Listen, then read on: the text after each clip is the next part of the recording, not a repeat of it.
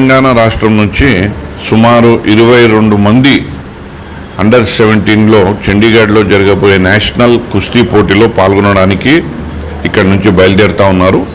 వీరికి కావాల్సినటువంటి ఏర్పాట్లు హైదరాబాద్ రెజ్లింగ్ అసోసియేషన్ వారు చేయడం జరిగింది.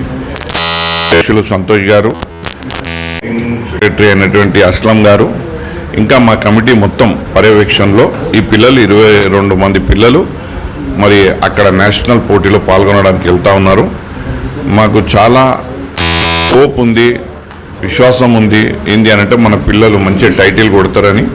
ఎందుకనంటే ఇవాళ పిల్లలకి కుస్తీలో పాల్గొనడానికి కావాల్సినటువంటి ఏర్పాట్లు కనుక మనం చేసినట్టయితే వాళ్ళు ఈ కుస్తీ పోటీల్లో రాణిస్తారన్నది మనకు తెలియవస్తున్నటువంటి విషయం. ఇవాళ పిల్లలందరూ సంతోషంగా ఉన్నారు. వాళ్ళు అంటూ ఉన్నారు, ఈ రకంగానే ఎంకరేజ్మెంట్ కనుక ఉంటే తప్పకుండా మేము టైటిల్ తీసుకొస్తాం. తెలంగాణ ప్రభుత్వంలో మంచి ఒక కుస్తీ పోటీలను ఒక కొత్త గుర్తింపు తీసుకొచ్చి ఇక్కడ తెలంగాణకే ఒక పేరు తీసుకురావడానికి మా వంతు కృషి చేస్తామని చెప్పి పిల్లలు చెప్తా ఉన్నారు.